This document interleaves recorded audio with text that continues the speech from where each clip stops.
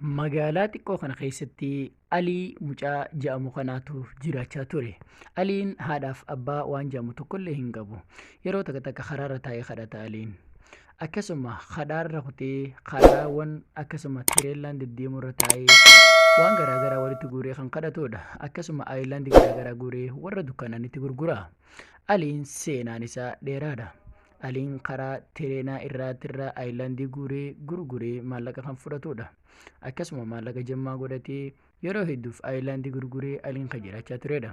Mucattiin xiqqashoon tunii fi haati mucaa tanaa tireellaan dhahee haadha mucaa tanaa tireedhaan ajjeese. Aliin ammoo argee mucattii haadha isii tireellaan ajjeese haadha waan godhu dhabee erga isiin duute ammoo mucattiin tun akka haadhaaf abbaa hin qabne hiyyummaatti haftee Aliinis hiyyeessa waan ta'eef mucattii tana dirrii kanatti hin dhiisu jechuudhaan mucattii tana simatee. Aliinis itti yaadee yeroo xiqqoodhaaf maqaan kee eenyu jedhee gaafatee fuudhe mucattii tana. Gaafa mana isaatti hin galu Aliin asirratti kanaan booda obboleettii kooti jedhee nyaata dhiyeesseefi Alii waliin mucattiin Subaydaa jedhamtu kuni waliin jiraachaa turte nyaata nyaachaa waliin haasa'aa turanii. Aliinis hedduu takkaaf isii waliin gammachiisuuf gaafatee kanaan booda waan ati barbaaddeen na gaafadhu jedhee intala dhalaa waan taateef waliin haasa'e.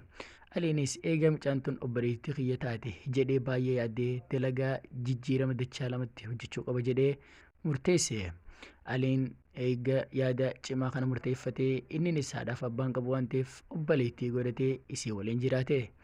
Aliin akkasumatti Subaydaa waliin jiraachaa kan ture hojii uummatuudhaaf itti yaadee barnootaaf uffata nyaataaf dhugaatii akkasiin barbaaddu hubate. Aliinis isaa umriin isaa xiqqashaa haadhaaf abbaa waan hin qabneef baay'ee takka nama yaadda'udha. Dachaa lamatti aayilaandii gurguru eegalee dachaa lamaatitti jijjiiree qoraan gurguru eegalee. Aliin hojii itti fufee akkasumatti waan biraa waan isin barbaaddus gaafate. Aliin mana barumsaatti isii galmeessuudhaaf yaade. Kanarraan dukkaana dhaqee Aliin nyaata takkaahuu dhugaatii fi nyaata waan garaagaraa waan isin barbaaddu bitee fi Aliin gaafa maallaqa namichaa kannee akaraata bitee fi mucattii Subaydaa jedhan mana taa'e jedhee ni bira kute. Isii ijoollee iskuulaa yaatu daawwachaa jirtu Aliin itti dhufe. Maaliif arma dhaabbate Subaydaa barnoota barachuu jaalattaa jedhee gaafate jettee deebisteef achumaan naatu si barsiisa je'ee rakkina hin qabu je'een qalbii isii tasgabbeessee galatoome hedduu takka jetteeni galatoonfatte. Hedduu takka itti tole iskuula si geessa gaafa Aliin Subaydaadhaan jedhu. Achiin mana isaatti deebisee nyaata hojjetee fi Aliin nyaata dhiyeeffatanii walumaan rafan. Ganama hirriibarraa utuu isiin hin ka'in itti yaadee erga iskuula barbaaddee maallaqa hojjechuu qaba jedhee murteesse. Ka'ee abbaa dukkaanaa tokkotti dhaqee abbaa dukkaanaa kana dukkaana guddaa qabaa ol seenee bira dhaabbate. Aliinis akkana jechuudhaan gaafate adeer hojii barbaada hojii naaf laachuu ni dandeessaa jedhee deebiseef. Ati umriin kee xiqqashaadhaa hojii hojjechuu hin dandeessu jedheen abbaan dukkaanaa. Aliinis jedhee deebiseef ani hojii ati natti ergitu hundaniin hojjedhaa bilisa hojii naaf laali. Deebisee ati haadhaaf abbaa keetu jira akkamiin hojii barbaadda umrii kanaan jedhee gaafate. Aliinis akkana jechuun deebiseef ani haadhaaf abbaa waan jedhamu tokkollee hin qabu kanaafuu hojii hojjechuun qabaa jedhee deebiseef. Itti yaadee namni akkana hojii hojjechuu hin danda'u jedhee gaafate. Hojii hojjechuu hin danda'u jedhee Aliin okay siifan laadha rakkoo hin qabu jedheen abbaan dukkaanaa. Aliinis hedduu gammadee ulfaadhu jedheen. Aliinii fi namichi kun waliif galanii turan. Achumarraan Aliin gama mana isaatti deebi'ee Subaydaadhaan hedduu takkaan gammachuu qaba hojiillee argadheen jira jedhee Subaydaa waliin kan haasa'e. Achumaan Aliinii fi Subaydaan waliif galanii hedduu takka iskuulallee si geessuu nan danda'a kanaan booda naaf obsi jedheen.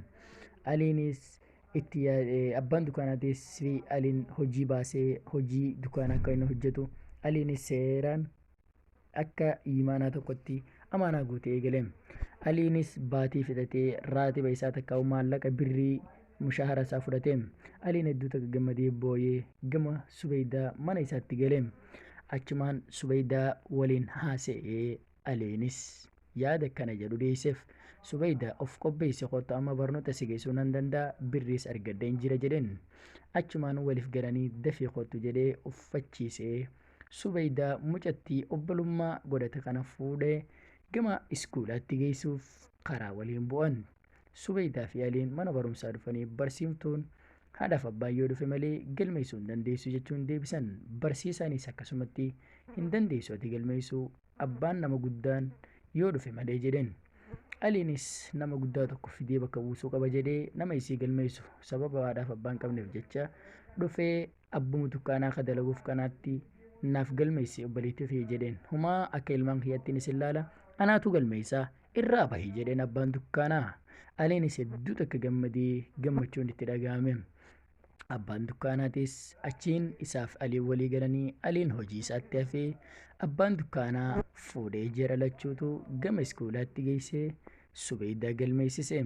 Hordoftootaafi kabajamtoota seenaan keenya kana fakkaata. Seenaa kana argachuuf chaanaala Madda Seenaa subscribe godhuun like notification mallattoo olirra kaayyachuun dagatinaa.